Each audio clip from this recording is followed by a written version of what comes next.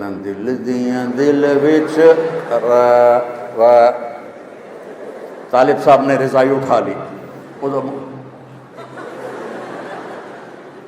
جو پھر ڈنڈے پڑے اس کو ڈگا ڈگ، میری طرف دیکھا تو راکھ پڑی ہوئی تھی پانی۔ تو اس نے غلطی یہ کی کہ جتنی مقدار میں گدھے کے لگا تھا اتنی ہی مقدار میں اپنے لگا لیا۔ اب جب اپنے لگایا ہے تو ان کی بھی سپیڈ بڑھ گئی، اب گدھے کا تو آگے جا کے ختم ہو گیا نا، ان کا بھی باقی تھا، تو یہ بھاگتا ہوا جا رہا ہے، لوگوں سے کہہ رہے اس کو پکڑ کے رکھو میں ابھی واپس آ رہا ہوں۔ فرضی بیمار ہو گئے، وہ بڑا تھا بھولا بھالا، میں تھوڑا چست چالاک تھا، میں نے کہا طالب صاحب آئیں گے چیک کرنے ضرور، تو میں کچن سے تھوڑی راکھ لایا، اس پر پانی ڈالا، اس پر تھوک ڈال کے الٹی کی ایک شکل بنائی کہ بھائی جب طالب صاحب آئیں گے تو دیکھیں گے الٹی ہے تو یہ تو بیمار ہے۔ وہ جو تھا بیچارہ محمد خان کھچی تھا میلسی کا، وہ بہت سیدھا سادہ تھا، تو وہ ویسے ہی پڑ گیا تھا بھی 6 فٹا۔ اب ہم آپس میں گپے مار رہے تو میری چھٹی حس بولی کہ طالب صاحب کے آنے کا ٹائم ہو گیا، تو میں تو چپ کر کے نا کروٹ بدری رضائی اوپر لے کے پڑ۔ تو جب محمد خان نے دیکھا میں نے رضائی لے لی، اس نے بھی لے لی، اب تھوڑی دیر تو وہ بیچارہ چپ رہا، اب وہ صحت مند کوئی بیماری نہیں، رضائی اوپر لینا، تو وہ شروع ہو گیا گلاں دل دیاں دل وچ رہ گئیاں شمع پہ گئیاں۔ یہ گانا یہ ہمارے زمانے کا بڑا مشہور گانا تھا، میں اپنے school college government college central model کا بہترین ٹاپ سنگر تھا۔ جب ہماری میوزیکل پروگرام ہوتے تھے تو ہر لڑکا ایک دفعہ آتا تھا، مجھے 2 دفعہ بلاتے تھے۔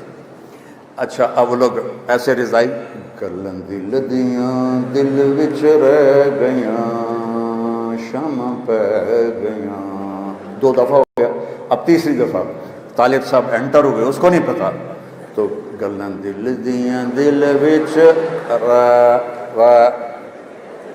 طالب صاحب نے رضائی اٹھا لی،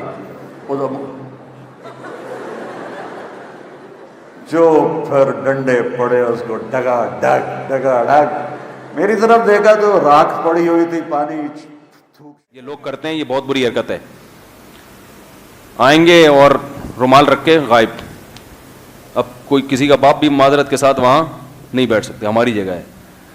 ایک تو ہے کہ آپ آ کے وہاں بیٹھ گئے اور پھر اچانک کوئی پیٹ میں مروڑ ہوا، کوئی مسئلہ ہو گیا، کوئی ایمرجنسی کال آ گئی، 2 منٹ کے لیے آپ نے جانا ہے، پھر تو آپ رومال رکھ کے جا سکتے ہیں۔ بھائی یہ میں یہاں بیٹھا ہوا تھا تو مجھے اچانک قضائے حاجت کا تقاضا ہوا، کوئی مجبوری ہو گئی تو جا رہا ہوں، واپس آ رہا ہوں، کیونکہ حدیث میں آتا ہے کہ جو جس جگہ پہ بیٹھا ہو وہ اس جگہ سے کسی ضرورت سے اٹھ کے جائے گا تو اس جگہ کا وہ حقدار ہے، یہ تو حدیث سے ثابت ہے۔ لیکن ویسے آ کے آ رہے ہیں اٹھتے ہوئے، کوئی ابھی بیٹھنے کا پروگرام نہیں، رومال رکھا، وہ یہ چائنا کٹنگ ہے۔ یہ کیا ہے؟ یہ چائنا کٹنگ ہے، یہ لیز نہیں ہے، یہ چائنا کٹنگ ہے۔ آ کے پکا کرو، آگے بیٹھ جاؤ پھر وہاں پہ۔ کیا مسجد میں آگے ہو گیا؟ مفتی صاحب ہم آپ کے مہاجرین مرید ہیں، اتنی دور سے آپ کا بیان سننے آتے ہیں، چند فتنہ پرست لوگوں کی وجہ سے آپ ہمیں گدھے والا قصہ سنانے سے محروم کر رہے ہیں۔ مہاجرین کا مطلب یعنی دوسرے شہروں سے آئے ہیں، یہ مطلب نہیں کہ اردو یہ والے مہاجر۔ گدھے والا قصہ نہیں سنا رہے آپ، وہ سنا دیتے ہیں گدھے والا قصہ یار۔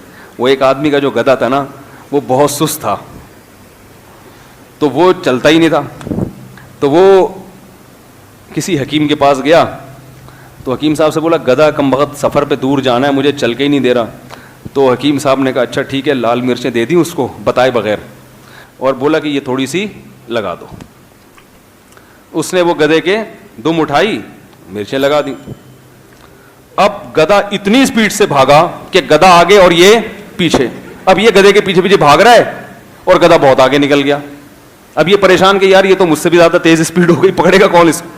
آگے گیا، ایک اور حکیم صاحب بیٹھے ہوئے تھے، ان سے جا کے کہنے لگا کہ حکیم صاحب میں نے ایک پچھلے حکیم صاحب سے ایک چورن لیا تھا، انہوں نے لگایا، وہ مجھ سے بھی آگے نکل گیا، میں کیا کروں؟ حکیم صاحب نے کہا کہ بھائی تھوڑے سے اپنا بھی لگا لو۔ تو اس نے غلطی یہ کی کہ جتنی مقدار میں گدھے کے لگا تھا اتنی ہی مقدار میں اپنے لگا لیا۔ اب جب اپنے لگایا ہے تو ان کی بھی اسپیڈ بڑھ گئی.